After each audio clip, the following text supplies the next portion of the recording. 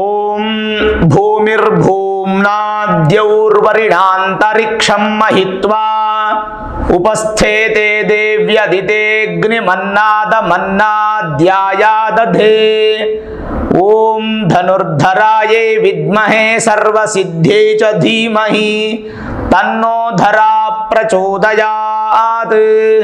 ಶ್ರೀ ಗುರುಭ್ಯೋ ನಮಃ. ಹರಿ ಓಂ. ಆತ್ಮೀಯ ಪ್ರಿಯ ಪ್ರೇಕ್ಷಕ ಮಿತ್ರರೇ, ನಿಮ್ಮೆಲ್ಲರ ಜೀವನ ಸುಖಕರ, ಸಮೃದ್ಧಿಕರ, ಲಾಭಕರವಾಗಿರಲಿ ಅಂತ ನನ್ನ ಆರಾಧ್ಯ ದೇವಿ ಹೊರನಾಡು ಅನ್ನಪೂರ್ಣೇಶ್ವರಿಯ ಪಾದಗಳಿಗೆ ನಮಸ್ಕರಿಸ್ತಾ, ಪ್ರಿಯ ಪ್ರೇಕ್ಷಕ ಮಿತ್ರರೇ, ಸಂಕ್ರಾಂತಿ ಹಬ್ಬ 3 ದಿನಗಳ ಅತ್ಯಂತ ಸಡಗರವಾದಂಥ ಹಬ್ಬ. ನಾಡಿನ ಸಮಸ್ತ ವೀಕ್ಷಕರಿಗೂ ಸಂಕ್ರಾಂತಿ ಹಬ್ಬದ ಹಾರ್ದಿಕ ಶುಭಾಶಯಗಳು.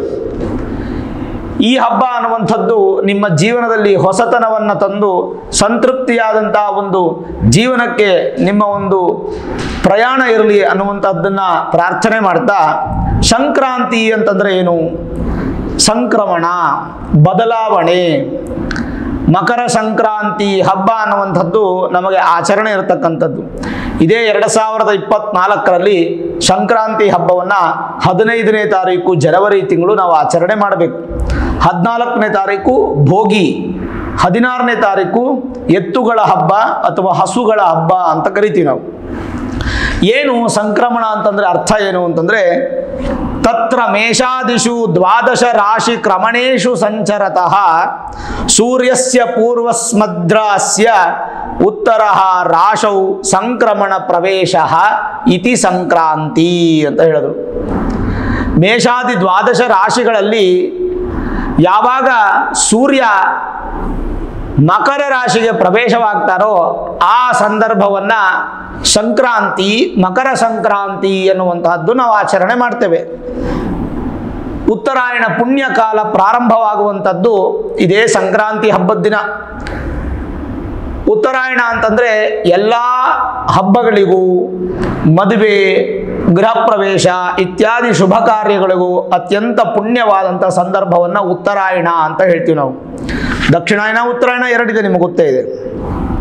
ಇದನ್ನು ರೈತರ ಹಬ್ಬ ಅಂತ ಹೇಳ್ತೀವಿ, ದೊಡ್ಡ ಹಬ್ಬ ಅಂತೀವಿ, ದೊಡ್ಡವರ ಹಬ್ಬ ಅಂತ ಕರಿತೀವಿ. ಅಂತಹ ವಿಶೇಷವಾದ ಹಬ್ಬ.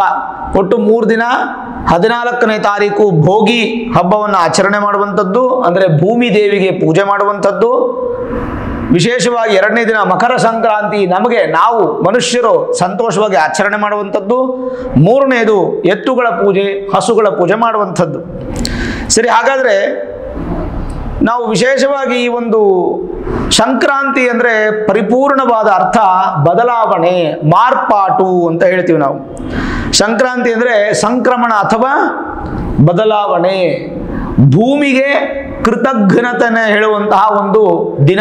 ಥ್ಯಾಂಕ್ಸ್ ಗಿವಿಂಗ್ ಅಂದರೆ ಕೃತಜ್ಞತೆ. ನಿನ್ನ ಅನುಗ್ರಹದಿಂದ ನಾನು ಬೆಳೆಯನ್ನು ಬೆಳೆದಿದ್ದೇನೆ, ಆ ಬೆಳೆಯಿಂದ ನಾನು ಅನ್ನವನ್ನು ಮಾಡಿ ಊಟ ಮಾಡ್ತೇನೆ, ನನ್ನ ಪ್ರಾಣವನ್ನು ಉಳಿಸ್ಕೊಳ್ತೇನೆ ಅನ್ನುವಂತಹ ಒಂದು ನಿಟ್ಟಿನಲ್ಲಿ ಭೂಮಿಗೆ ಕೃತಜ್ಞತೆಯನ್ನು ಹೇಳುವಂಥ ಒಂದು ದಿನ. ನಿಮಗೆ ತಿಳಿದಿರಲಿ, ಉತ್ತರಾಯಣ ಪುಣ್ಯಕಾಲ ಎಷ್ಟು ವಿಶೇಷ ಅಂದರೆ, ಭೀಷ್ಮ ಪಿತಾಮಹರು ಬಾಣ ಬಂದು ಬಿದ್ದೋಗುತ್ತೆ. ಅರ್ಜುನ ಬಾಣವನ್ನು ಹೊಡಿತಾನೆ. ಬಾಣ ಬಂದು ಬಿದ್ದಾಗ ಪ್ರಾಣ ಪಕ್ಷಿ ಹಾರಿ ಹೋಗಬೇಕಲ್ವ. ಆದರೆ ಕೃಷ್ಣನ ವರ ಕೇಳ್ತಾನೆ, ಬೇಡಪ್ಪ, ದಕ್ಷಿಣಾಯನದಲ್ಲಿದ್ದೀವಿ, ಉತ್ತರಾಯಣ ಬಂದ್ಬಿಡ್ತಾ ಇದೆ, ಅಷ್ಟವರೆಗೂ ನಾನು ಒಂದು ಹಾಸಿಗೆ ಮೇಲೆ ಮಲಗಿರ್ತೀನಿ. ಎಂಥ ಹಾಸಿಗೆ ಗೊತ್ತದು? ಬಾಣಗಳ ಹಾಸಿಗೆ ಮೇಲೆ ಮಲಗಿರ್ತೀನಿ. ಉತ್ತರಾಯಣ ಬಂದ ಮೇಲೆ ನನಗೆ ದೇಹತ್ಯಾಗ ಮಾಡೋದಕ್ಕೆ ಅವಕಾಶ ಮಾಡಿಕೊಡು ಅಂತ ಕೇಳ್ತಾರೆ. ಹಾಗೆ ಉತ್ತರಾಯಣ ಬಂದ ಮೇಲೆ ಭೀಷ್ಮ ಪಿತಾಮಹರು ದೇಹತ್ಯಾಗವನ್ನು ಮಾಡ್ತಾರೆ. ಅದು ನೀವು ಸ್ಮರಣೆ ಮಾಡಬೇಕಂದ್ರೆ ಉತ್ತರಾಯಣ ಪುಣ್ಯಕಾಲ ಎಷ್ಟು ವಿಶೇಷವಾಗಿರ್ತಕ್ಕಂಥದ್ದು ಅಂತ. ಸರಿ, ಹಾಗಾದರೆ ಈ ಒಂದು ಉತ್ತರಾಯಣ ಪುಣ್ಯಕಾಲ, ಮಕರ ಸಂಕ್ರಾಂತಿ ಹಬ್ಬದಿಂದ ನಾವು ಏನೇನು ಆಚರಣೆ ಮಾಡ್ತೀವಿ? ಸಾಧಾರಣವಾಗಿ ಮನೆಯಲ್ಲಿ ಹೆಸರುಬೇಳೆ, ಬೆಲ್ಲ ಮತ್ತು ಅಕ್ಕಿಯನ್ನು ಹಾಕಿ ಸಿಹಿ ಪೊಂಗಲನ್ನು ಮಾಡ್ತೀವಿ. ಇದು ವಿಶೇಷ. 2ನೇದು ಪಿತೃದೇವತಾ ಆರಾಧನೆ, ಪಿತೃಗಳಿಗೆ ತರ್ಪಣ ಬಿಡುವಂಥದ್ದು, ಕೆಲವರು ಶ್ರಾದ್ದವನ್ನು ಮಾಡುವಂಥದ್ದು. ಸಂಕ್ರಮಣ ಕಾಲೇ ಶ್ರಾದ್ದ ತರ್ಪಣ ವಿಶೇಷತಃ ಮೋಕ್ಷಗಚ್ಚ ಅಂತ ಹೇಳ್ತೀವಿ, ಅಂದರೆ ಮೋಕ್ಷ ಸಿಗುತ್ತೆ. ಮತ್ತೆ ಎಲ್ಲ ಕಡೆ ನೋಡ್ತೀರಿ ನೀವು, ಈ ಪಂದ್ಯಗಳನ್ನು ಆಡ್ತಾ ಇರ್ತಾರೆ. ಹಸು ಪಂದ್ಯ, ಕೋಳಿ ಪಂದ್ಯ, ಆ ಪಂದ್ಯ, ಈ ಪಂದ್ಯ, ಎಲ್ಲ ಕಡೆ ಸಡಗರ ಸಂಭ್ರಮ. ಹಬ್ಬದ ಜೊತೆ ಒಬ್ಬೊಬ್ಬರು ಒಂಥರದಲ್ಲಿ ಮನಸ್ತತ್ವ. ಮತ್ತೆ ಮಕ್ಕಳೆಲ್ಲ ನೋಡಿ ಗಾಳಿಪಟ ಹಾಕ್ತಾ ಇರ್ತಾರೆ, ಗಾಳಿಪಟ ಹಾರಿಸ್ತಾ ಇರ್ತಾರೆ, ತುಂಬಾ ಚೆನ್ನಾಗಿ ಎಂಜಾಯ್ ಮಾಡ್ತಾ ಇರ್ತಾರೆ ಅವ್ರ ಲೈಫ್. ಈಗೆಲ್ಲ ಕಡಿಮೆ ಆಗ್ಬಿಟ್ಟಿದೆ, ಬರೀ ಮೊಬೈಲ್ ಜೀವನ ಆಗೋಗಿದೆ. ಮಕ್ಕಳೆಲ್ಲ ಸೇರಿ ಗಾಳಿಪಟವನ್ನು ಆಚರಣೆ ಮಾಡುವಂಥದ್ದು, ಸಿಹಿ ತಿಂಡಿಗಳನ್ನು ಮನೆಯಲ್ಲಿ ಮಾಡಿ ತಿನ್ನುವಂಥದ್ದು, ಅವರೇಕಾಯಿ ಸಂಬಂಧಪಟ್ಟಂತ ಸುಗ್ಗಿಯನ್ನು ಮಾಡುವಂಥದ್ದು, ಕಬ್ಬು ಹೆಚ್ಚಾಗಿ ತಿನ್ನುವಂಥದ್ದು, ಎಳ್ಳು ಬೀರುವಂಥದ್ದು, ಮುತ್ತೈದರೆಲ್ಲ ಅರ್ಶನ ಕೊಟ್ಟು ಎಳ್ಳು ಬೀರುವಂಥದ್ದು, ಮಕ್ಕಳಿಗೆ ಎಳ್ಳನ್ನ ಬೀರಿ ಮಕ್ಕಳಿಗೆ ತಿನ್ನಿಸಿ ಎಲ್ರಿಗೂ ಕೊಡುವಂಥದ್ದು, ಮತ್ತೆ ಮನೆ ಮುಂದೆ ರಂಗೋಲಿ ಹಾಕಿ ಸಗಣಿಯ ಒಂದು ಮುದ್ದೆಯನ್ನಿಟ್ಟು ಅದರ ಮೇಲೆ ಹೂವನ್ನಿಟ್ಟು ಗರಿಕೆಯನ್ನಿಟ್ಟು ಮನೆ ಮುಂದೆ ಸಿಂಗಾರ ಮಾಡುವಂಥದ್ದು ಇದೆಲ್ಲ ನಾವು ಕಾಣಬಹುದು. ಭೋಗಿ ಅಂದ್ರೆ ಏನು ಮುಖ್ಯವಾಗಿ ತಿಳ್ಕೊಬೇಕಾರದು, ಹಳೇದನ್ನ ಕಿತ್ತು ಒಗೆದು ಹೊಸದನ್ನ ಧರಿಸ್ಕೊಳ್ತಕ್ಕಂಥದ್ದನ್ನ ಭೋಗಿ ಅಂತ ಕರಿತೀವಿ. ಎಕ್ಸಾಂಪಲ್ ಹೇಳ್ತೀನಿ ನಾನು, ನಿಮ್ಮ ಮನೆಯಲ್ಲಿ ಹರಿದೋಗಿರೋ ಬಟ್ಟೆ ಇರುತ್ತೆ, ಹಳೆ ಬಟ್ಟೆ ಇರುತ್ತೆ, ಇನ್ನು ಬೇಡ ಅನ್ನುವಂಥ ಬಟ್ಟೆ ಇರುತ್ತೆ, ಅಂಥ ಬಟ್ಟೆಗಳು, ಮತ್ತೆ ಮನೆ ಉಪಯೋಗಿಸೋ ಪೊರಕೆ ಇರುತ್ತಲ್ಲ ಅದು ಹಳೇದಾಗಿದ್ರೆ ಪೊರಕೆ, ಹಾಗೆ ಯಾವುದಾದ್ರೂ ಪೀಠೋಪಕರಣಗಳು ಮುರಿದೋಗಿದ್ರೆ ಒಡೆದೋಗಿದ್ರೆ ಅದೆಲ್ಲವನ್ನ ಒಂದು ಕಡೆ ಗುಂಪು ಸೇರಿಸಿ ಒಂದು ಬೆಟ್ಟದ ರೂಪದಲ್ಲಿ ಹಾವಿನ ಹುತ್ತ ಹೇಗಿರುತ್ತೆ ಆ ಥರ ಜೋಡಿಸಿ, ಮತ್ತೆ ಹಸುವಿನ ಬೆರಣಿ ಇದೆಯಲ್ಲ, ಹಸುವಿನ ಸಗಣಿನ ತಟ್ಟಿ ಭರಣಿ ಮಾಡಿರ್ತಲ್ಲ ಆ ಭರಣಿಯನ್ನು ಹಾಕಿ ಮಾವಿನಕಾಯಿ ಮರದ ಒಂದು 2 ಕಡ್ಡಿಗಳನ್ನ, ಆಲದ ಮರದ 1-2 ಕಡ್ಡಿಗಳನ್ನು ಅದರಲ್ಲಿಟ್ಟು ಅದನ್ನು ಹಚ್ಚುವಂಥದ್ದು. ನಮ್ಮ ಪಾಪಗಳೆಲ್ಲ ಕಳೆದು ಹೋಗಲಿ, ನಮ್ಮ ದರಿದ್ರತನವೆಲ್ಲ ದೂರವಾಗಲಿ ಅನ್ನುವಂಥ ಉದ್ದೇಶದಲ್ಲಿ ಭೋಗಿಯನ್ನು ಆಚರಣೆ ಮಾಡುವಂಥದ್ದು ಒಂದು ಸಂಪ್ರದಾಯ ನಮ್ಮಲ್ಲಿದೆ. ಅದರ ಜೊತೆಗೆ ಪರಮೇಶ್ವರ ನಂದಿಯನ್ನ ಭೂಮಿಗೆ ಕಳಿಸಿದಂಥ ದಿನ, ರೈತರಿಗೋಸ್ಕರ ನಂದಿಯನ್ನ ಭೂಮಿಗೆ ಕಳಿಸಿದ ದಿನ ಇವತ್ತು, ಯಾವತ್ತೂ ಭೋಗಿ. ಹಾಗೆ ಶ್ರೀಕೃಷ್ಣ ಪರಮಾತ್ಮ ಇಂದ್ರನ ಗರ್ಭಭಂಗ ಮಾಡಿ ಗೋವರ್ಧನ ಗಿರಿಯನ್ನು ಎತ್ತಿದ ದಿನ, ಅದ್ಭುತವಾದಂಥ ಸಂದರ್ಭ. ಮಕ್ಕಳಿಗೆ ಈ ಕಡಲೆಕಾಯಿ, ಎಳ್ಳು ಮತ್ತೆ ಕಬ್ಬು ಇದೆಲ್ಲ ಒಂದು ಚೊಂಬಲ್ಲಿ ಹಾಕ್ಬಿಟ್ಟು ಚೆನ್ನಾಗಿ ಕುಲುಕ್ಬಿಟ್ಟು ಅವ್ರ ತಲೆ ಮೇಲೆ ಹಾಕಿ ಮಕ್ಕಳಿಗೆ ದೃಷ್ಟಿ ತೆಗೆದು ಹಾಕಿದ್ರೆ ಎಂಥ ರೀತಿಯಂಥ ಪ್ರಾಣಗಂಡ, ಅತಿಗಂಡ, ದುರ್ಗಂಡಗಳಿದ್ರು ದೋಷ ನಿವಾರಣೆಯಾಗಿ ಒಳ್ಳೆ ಗಟ್ಟಿ ಆಯುಷ್ಯ, ಆರೋಗ್ಯ, ದೇಹ, ಶರೀರ ಪ್ರಾಪ್ತಿಯಾಗುತ್ತೆ ಅನ್ನುವಂಥದ್ದು ನಮ್ಮಲ್ಲಿರುವಂಥ ನಂಬಿಕೆ. ಇದು ಭೋಗಿ ಹಬ್ಬ. ಎರಡನೆಯದು ಸಂಕ್ರಾಂತಿ. ಇದೇ 2024 ಸಂಕ್ರಾಂತಿ 15ನೇ ತಾರೀಕು, ಜನವರಿ 15ನೇ ತಾರೀಕು ಬರುತ್ತೆ. ವಿಶೇಷವಾಗಿ ಈ ಸಂಕ್ರಾಂತಿ ಹಬ್ಬವನ್ನು ಹೇಗೆ ಆಚರಣೆ ಮಾಡಬೇಕು? ಬೆಳಗ್ಗೆ ಬೇಗ ಎದ್ದು ತೈಲಾಭ್ಯಂಗನ ಅಂದರೆ ಎಣ್ಣೆ ಸ್ವಲ್ಪ ತಲೆಗೆ ಹಚ್ಕೊಂಡು ಸ್ನಾನವನ್ನು ಮಾಡುವಂಥದ್ದು, ನೂತನ ವಸ್ತ್ರ ಅಥವಾ ಕಾರ್ಪಾಸ ವಸ್ತ್ರ, ಹತ್ತಿ ಬಟ್ಟೆ ಅಥವಾ ದಿಕೂಲ ವಸ್ತ್ರ ಅಂತಂದರೆ ರೇಷ್ಮೆ ವಸ್ತ್ರಗಳನ್ನು ಕಟ್ಟಿಕೊಂಡು ಮನೆಯಲ್ಲಿ ಮನೆ ದೇವರಿಗೆ ಪೂಜೆ ಮಾಡುವಂಥದ್ದು, ಹಿರಿಯರಿಗೆ ನಮಸ್ಕಾರವನ್ನು ಮಾಡಿ ಅವರಿಂದ ಆಶೀರ್ವಾದವನ್ನು ಪಡೆಯುವಂಥದ್ದು, ಧಾನ್ಯವನ್ನು ದಾನ ಕೊಡುವಂಥದ್ದು. ಸುಮಾರು ಜನ ಹಸುಗಳನ್ನು ಎತ್ತುಗಳನ್ನು ಕರ್ಕೊಂಡು ಬರ್ತಾರೆ, ಸುಮಾರು ಜನ ಭಿಕ್ಷುಕರು ಬರ್ತಾರೆ, ಸಾಧು ಸಂತರು ಬರ್ತಾರೆ. ಯಾರೇ ಬಂದರೂ ಧಾನ್ಯವನ್ನು ದಾನ ಮಾಡುವಂಥದ್ದು, ಕಂಬಳಿ ರಗ್ಗನ್ನು ದಾನ ಮಾಡುವಂಥದ್ದು, ಕಂಬಳಿ ಗೊತ್ತಲ್ಲ ನಿಮಗೆ, ಕಂಬಳಿ ರಗ್ಗನ್ನು ದಾನ ಮಾಡುವಂಥದ್ದು ಮತ್ತು ಧಾನ್ಯಗಳನ್ನು ದಾನ ಮಾಡುವಂಥದ್ದು ಬಹಳ ವಿಶೇಷ. ಯಾಕಂದರೆ ಹೇಮಂತ ಋತುವಾಗಿರುತ್ತೆ, ಎಲ್ಲ ಕಡೆ ಚಳಿ ಇರುತ್ತೆ, ಹಾಗಾಗಿ ಕಂಬಳಿ ರಗ್ಗವನ್ನು ಹಿಂದಿನ ಕಾಲದಿಂದ ದಾನ ಕೊಡ್ತಾ ಬಂದಿದ್ದಾರೆ. ಇದು ಒಂದು ಸಂಕ್ರಾಂತಿ ಹಬ್ಬದ ಆಚರಣೆ. ಎಲ್ಲರೂ ಒಟ್ಟುಗೂಡಿ ಊಟ ಮಾಡಬೇಕು ಸಂಕ್ರಾಂತಿಯಲ್ಲಿ. ಮನೆಗೆ ತೋರಣ ಕಟ್ಟಿ ವಿಶೇಷವಾಗಿ ಹೂವಿನ ಅಲಂಕಾರ ಮಾಡಿ ಮನೆ ದೇವರಿಗೆ ಪೂಜೆ ಮಾಡಿ ತುಪ್ಪದ ದೀಪವನ್ನು ಹಚ್ಚಿ ತುಪ್ಪದ ಭಕ್ಷ್ಯಗಳನ್ನು ಮಾಡಿ ಆ ತುಪ್ಪವನ್ನು ಸವರಿಕೊಂಡು ಊಟ ಮಾಡುವಂಥದ್ದೇ ಈ ರೈತರ ಹಬ್ಬ, ಸುಗ್ಗಿ ಹಬ್ಬ. ಇನ್ನು 3ನೇ ದಿನ ಹಸುಗಳ ಪೂಜೆ, ಗೋವರ್ಧನ ಪೂಜೆ, ಗೋವಿನ ಪೂಜೆ ಅನ್ನುವಂಥದ್ದು ನಡೆಯುತ್ತೆ. ಗೋವನ್ನ ದೇವತೆ ಅಂತ ಕರಿತೀವಿ ನಾವು. ಇವತ್ತಿನ ದಿನ ಕೊಟ್ಟಿಗೆಯನ್ನೆಲ್ಲ ಶುದ್ಧಿ ಮಾಡಿ, ಅಂದರೆ ಹಸು ಇರುವಂಥ ಮನೆ, ಹಸುವಿನ ಮನೆಯನ್ನು ಶುದ್ಧಿ ಮಾಡಿ ಹಸುಗೆ ಸ್ನಾನವನ್ನು ಮಾಡಿಸಿ ವಿಶೇಷವಾಗಿ ಕೊಂಬುಗಳಿಗೆ ಅರಶಿಣ ಕುಂಕುಮವನ್ನು ಹಚ್ಚಿ ಆ ಒಂದು ಹಸುವನ್ನು ದೇವತಾ ಸ್ವರೂಪಿಯಾಗಿ ನಾವು ಪೂಜೆ ಮಾಡಿ ನಾವು ಹಸುಗಳನ್ನು ಕರ್ಕೊಂಡು ಕಿಚ್ಚಾಯಿಸುವುದು ಅಂತ. ಯಾವ್ದಾರ ರೋಗಗಳೇನಾದರೂ ಹಸುಗೆ ಬರುವಂಥದ್ದಿದ್ರೆ ಕಿಚ್ಚಾಯಿಸುವಂಥದ್ದು, ಅಂದರೆ ಅಗ್ನಿಯಿಂದ ಹಾರಿಸುವಂಥದ್ದು, ಇದನ್ನೆಲ್ಲ ಮಾಡುವಂತಹ ಪದ್ಧತಿ ನಮ್ಮಲ್ಲಿದೆ.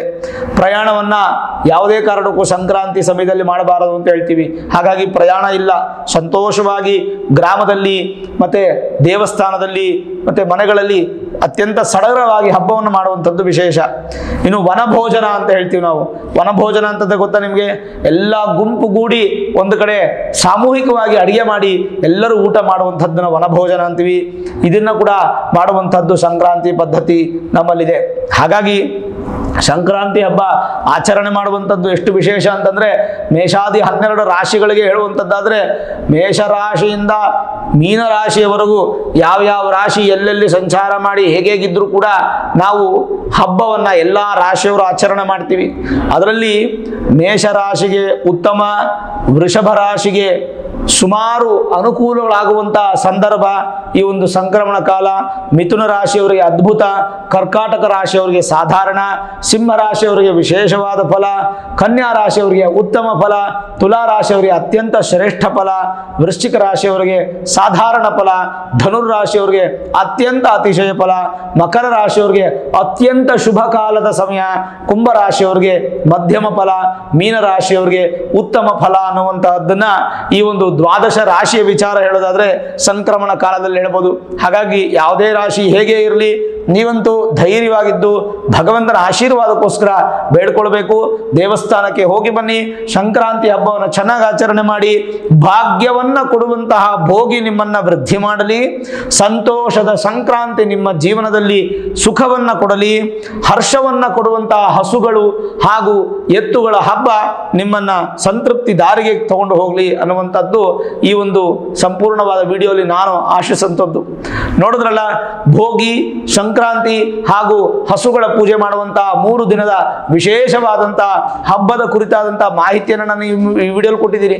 ಹಾಗೆ 12 ರಾಶಿಗಳಿಗೆ ಫಲವನ್ನು ನಾನು ನಿಮಗೆ ತಿಳಿಸಿದ್ದೀನಿ.